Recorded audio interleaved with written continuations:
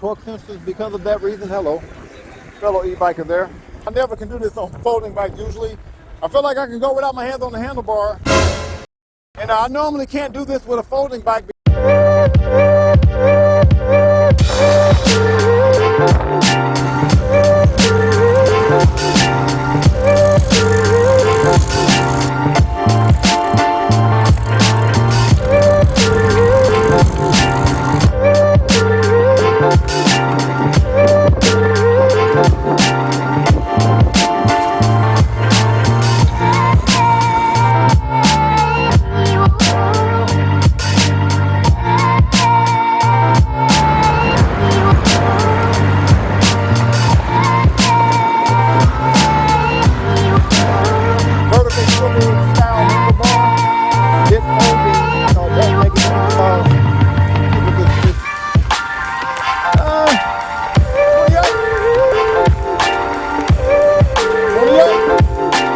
What's up, y'all? So I received what might be the best budget folding bike as of 2026. I say that because this bike has a 750 watt motor with a 1500 watt peak. It has a 48 volt, 13.5 amp hour battery, advertised to go up to 74 miles to charge. And this bike is from a company that has not missed regarding my e-bike reviews, and this is Engwe EP-2 3.0. This bike weighs 75.4 pounds. Maximum weight of the rider is 330 pounds. It has something called a torque dash cadence sensor, and it says adaptive assist. So I don't know if that means you can switch from a torque sensor to a cadence sensor. I like torque sensors a lot better, but I'll explain why later. To purchase this e-bike, feel free to use my link and my code in the description below to get a discount. So what we're going to do is we're going to unbox this, put this bike together, test out the range, test out the speed, all that cool stuff, and see is this the best like budget folding bike as of 2026. Also, I am still doing an e-bike giveaway. If you want to be included in the giveaway, you have to be subscribed to the channel. Comment on this video on what type of e-bike you would like, a folding bike like this,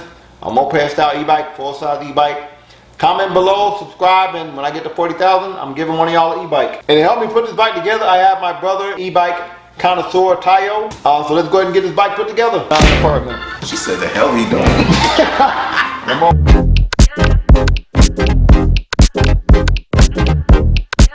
This is what the bike looks like fresh out the box. I may have said all terrain a little too soon because hey man, that's real grippy though, so I don't know. Terrain tire. You don't think so? So it looks like we're gonna have to put a lot on. This rear fender is halfway put on there. It's only a screw up there that's put on. We gotta put our front fender on, our rear rack on, our seat, obviously. We gotta put this on the pole. Where's the pole? Got to put the kickstand on because we got to put so much together. It came with a whole bunch of boxes. So that first box came with our, I guess, seat pole. Hopefully this bike can accommodate different heights of riders. That box also came with our handlebar. We got to put the handlebar pole on. This other box came with our pedals labeled with an engraving at the bottom there. A very basic tire pump. Some tools with some Allen wrenches that I can actually use. They're kind of long. Bunch of screws and bolts. This box also came with a quick release axle, which does make it easier for you to put that front wheel on. Owner's manual. Let's look into this real quick. The instructions seem pretty clear. I usually like it when they use pictures instead of drawings, but it seems pretty easy to follow. I guess we'll see. It does look like it goes through some of your basic advanced settings, so that's good. It does also have some basic information about your warranty. That is our battery charger to charge our 48 volt battery.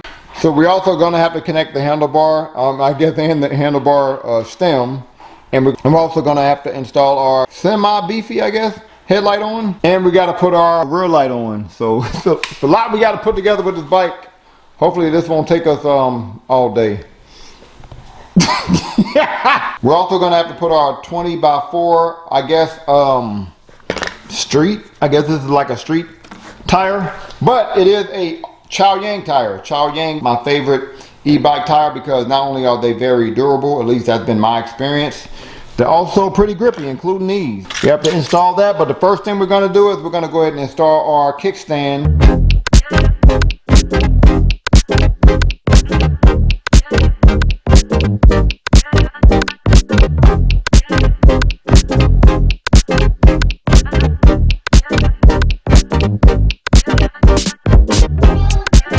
So how we're going to do this headlight and front fender setup, We're gonna put the screw in here, then we're gonna put the headlight there, and then the front fender is gonna go behind that headlight to kind of keep that headlight in place.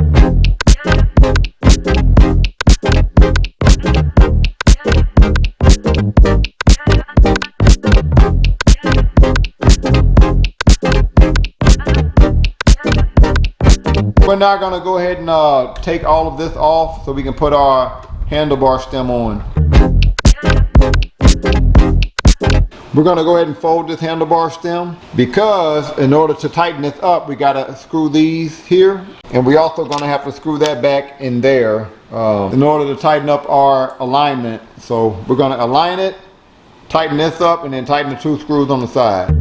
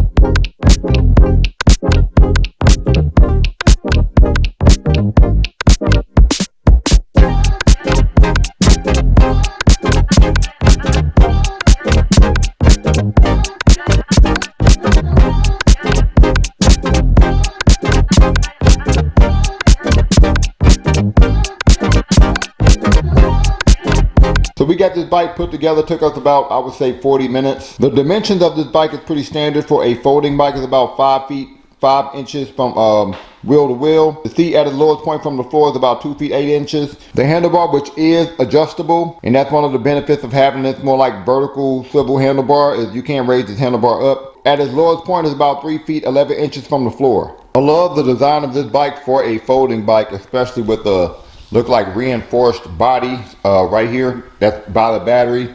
Hopefully that makes the bike ride more stable, but all in all, I think it's a decent looking folding bike, but let me know what y'all think. Again, always love the amount of grip on these Shaoyang tires. I think we're gonna still do somewhat of an off-road test, even though these are not all-terrain tires, because of the level of grip on them. Looks like we have a detachable rear rack. Rear rack like this can usually handle, I would say, like 50 pounds. Get a look at our rear and front. It looks like it says 180-52.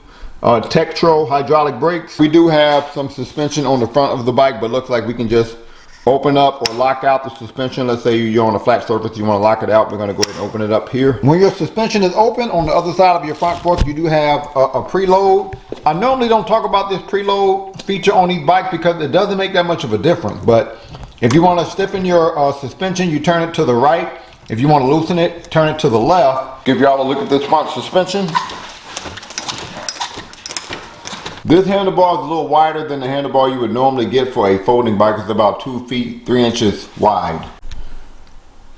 Look like we have a trigger, Shimano 7-gear shifter, which is my favorite. We have your rubbery, kind of soft handlebar grips. Nice ergonomic and kind of wide bike seat, about 10 inches wide. You can adjust the height of the handlebar. You just undo that clip there. Then you can bring the handlebar up. You ever want all of this to be even tighter, then you just, while it's open, you turn that right there. We have your more plastic chain wheel cover. I like the aluminum one a little bit better. They're a little bit more durable. We're not gonna go ahead and fold this bike. I got my handlebar down. The one thing I wanna mention in folding this handlebar, so you put this up to fold it, to undo that clamp, make sure this clamp is down as far as it can. Make sure this is down as far as it can, because that way this metal piece here is all the way out. Okay, you don't want this pulling at all. So I'm gonna make sure that's all the way down, which means I have to turn the handlebar to make sure that's all the way down. Then I can go ahead and fold my handlebar without worrying about this metal clamp catching over here. To fold the body, you push this up, and then you can undo that clamp as well. Now we can go ahead and fold the body of this bike, and that's a little harder than most, but I think that makes it more secure. And this is what the bike looks like when it's folded. So you can charge the battery while it's on the bike if you want to, right here. If you want to remove the battery, there is a key that you would use that came with the bike here. You put that key in here and then you can remove the battery. Before you turn your bike on, you do have to pull this up, and there is an on and off switch that you use to turn this bike on. Now you can turn your bike on by pressing and holding the power button here. And that turns my, I guess, very specific display on, specifically for Engwe. Don't know if I like that. I usually like my bike parts to be standard in case the company doesn't have any more. So if I click the I button here, I get more information on my display. Look like that's my trip mileage, how many miles I've ridden on my last bike ride. If I click that I button, that's my odometer. We haven't ridden the bike yet. How many minutes has the bike been on for? Basic information on the display. We have our battery life at the top. I did fully charge the battery. Our miles per hour, not sure if you can change that to kilometers. I didn't see a whole lot of advanced settings in the manual, but maybe there's more. We have this trigger thumb throttle for throttle only. We have a horn, which is pretty loud. If I press and hold the plus button, that turns my larger than standard for a folding bike headlight on. And that rear light is also a brake light. Now you can unlock the speed of this electric bike. If you want to do so, you're going to press and hold the plus and the minus button. And then once you get to this screen, you're going to press and hold the plus button for 5 seconds. And then you're going to see that. And if you want to unlock that, then you're going to now press and hold the minus button for 5 seconds. And then you've unlocked the speed. So it looks like we can go a maximum of 28 miles per hour. Maybe faster in pedal assist, but I guess we'll see. And press and hold the I button to save that setting.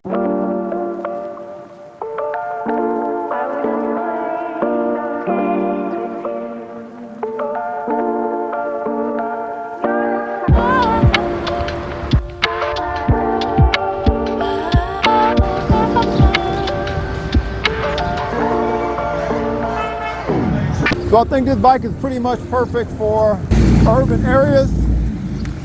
Number one, it was pretty portable. It was not hard to take this out of my mid-size car. Lighter than most, actually. Easier than most. Some of that is because of this vertical swivel style handlebar.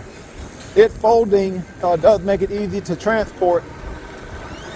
But yeah, definitely think this is a great bike for urban areas. I can go from the street to the sidewalk pretty easily. I can avoid people and things also pretty easily. So yeah, I think this is a great folding bike because of the dimensions and how light it is. Great for urban areas. Suspension is, I don't know.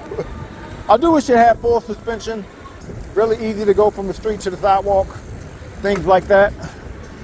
Let's test this suspension out. Maybe it's not that bad. Go do some, see what this be. Not that bad, but I guess I do wish I had full suspension. I always wish I had full suspension on a lighter bike. The downfall of the handlebar is it can spin out on you if you're not careful. I don't feel like this one can spin out. It's pretty secure, but that's the downfall of a vertical swivel handlebar. It can spin 360, but again, you can hit some pretty sharp turns like this one. That's the benefit of a vertical swivel style handlebar.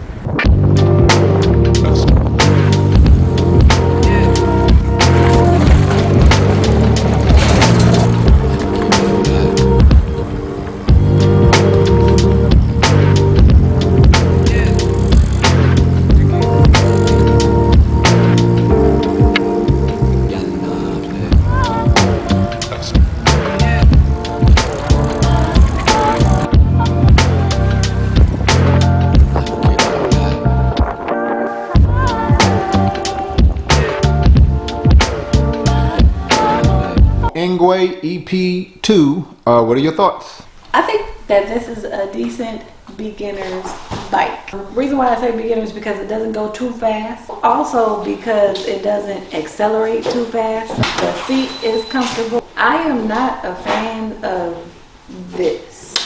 Oh, the thumb throttle? This doesn't look very much different than this. The brakes are very, very good, so it stops quickly. Tire grips are good. The rear rack, I wish it was a little longer. The suspension is not that great. I think I give the suspension like a 5 or 6. Did you feel safe on the bike?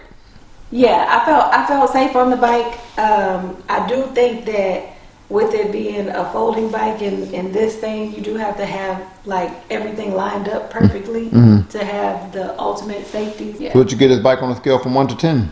This is a 7.5. 7.5. So I know we don't have like all-terrain tires on this bike, but I think the tires are grippy enough for us to do a gravel test here.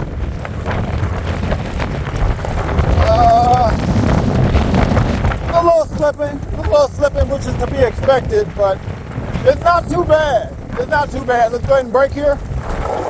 It's a little slipping there, but I guess grippy enough, but I wouldn't be on gravel for a long time, you know what I mean? Although I think these tires are grippy enough for you to lean into your turns, I would not be leaning on this bike a whole lot because of this handlebar. So although I do like the fact that this vertical swivel handlebar makes your bike easier to fold, it makes it very portable, but this handlebar being on such a vertical swivel, it can spin out on you if you're not careful. So because of that, I wouldn't be leaning a whole lot on this bike because, you know, you have to really keep both hands on the handlebar when you lean, or the handlebar can do this, you know what I mean? So lean at your own leisure. So I know this is not like an off-road full suspension bike, but it does have suspension on the front, so I figure we test it out a little bit.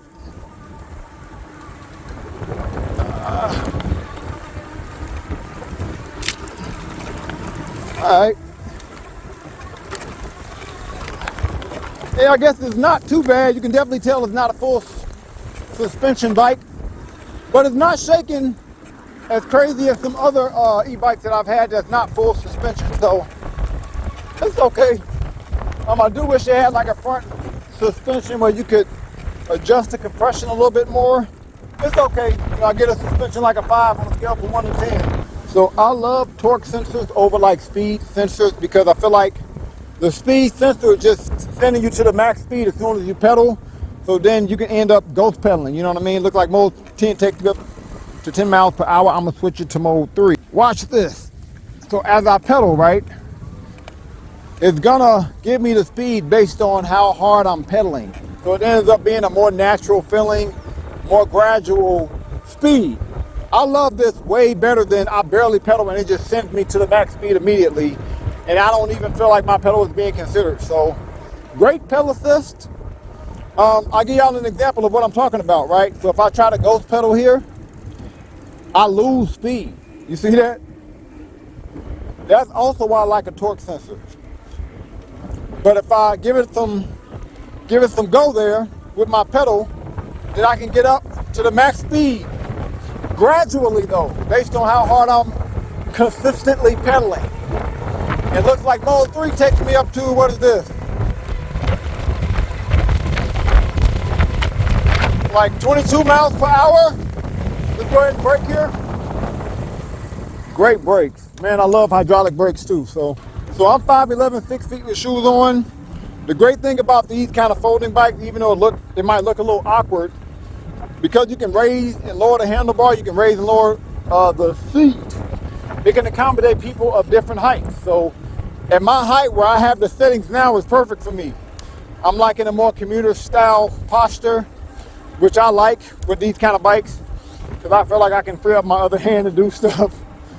So yeah, I think this bike is great for people taller or shorter than me. For a folding bike, this bike is pretty stable. Like usually with folding bikes, the handlebar is shaking because it's on such a small, narrow handlebar stem, but this is more stable than most. I almost feel like, and I never can do this on folding bikes usually, I feel like I can go without my hands on the handlebar.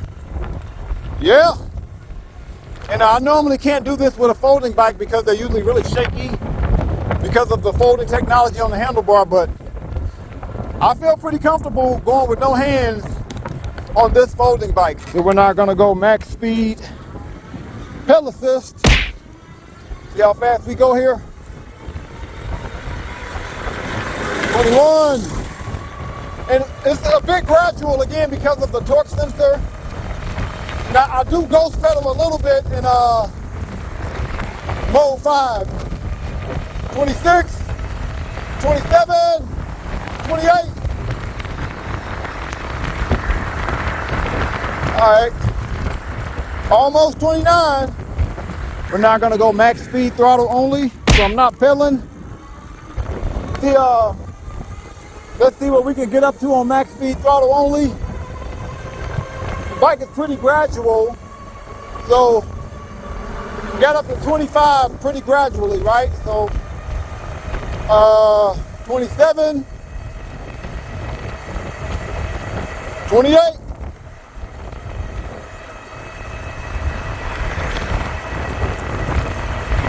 All right, so we're now gonna go max speed throttle only up a hill.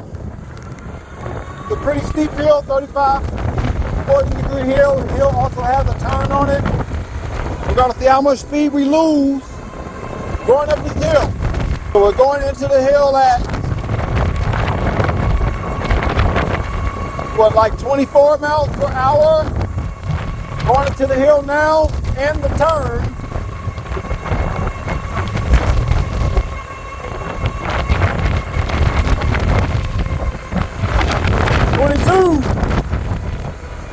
All right, we're in the steepest part right now, 20.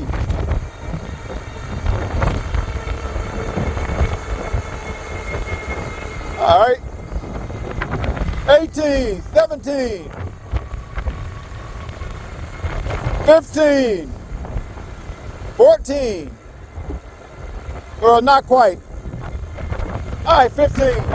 All right, so we lost about 9 miles per hour, which is pretty standard. So Engwe EP-2 3.0, I think this is probably one of the best folding bikes I would say for beginners. I say that because it's very stable. So if you're worried about safety with these folding bikes, I would advise to get a bike more like this. And I don't know if it's more stable because of this reinforced body that we have here, but it's very stable. In fact, one of the few folding bikes with this vertical swivel handlebar that I felt comfortable using without my hands on the handlebar. Love the bells and whistles, headlight, rear light, brake light, hydraulic brakes. I love that it was easy to fold and transport. Like the battery, this 15 amp hour battery is easy to remove. It's kind of light, like you can carry it with you without a whole lot of problems. And it has, I would say, decent battery life. I went on like a 15-mile bike ride. Now I did spend like 4 of those miles going max speed, pedal assist. I spent 1 mile going max speed, throttle only. I spent the rest of that time in mode 3, pedal assist. And that 15 miles, I lost 2 out of 5 battery bars. So I think that's more like 45 to 50 miles per charge based on my bike ride, which ain't bad for a folding bike this small. I do wish it had full suspension though, because you are gonna get some shaking if you go off-road or if you go on grass. But all in all, a solid bike for the price and a solid bike for beginners. So on a scale from 1 to 10, I give this bike an 8.5. So comment below what you'll give this bike on a scale from 1 to 10. Any other e-bike you want me to review, also comment below. Thank y'all for watching. Peace.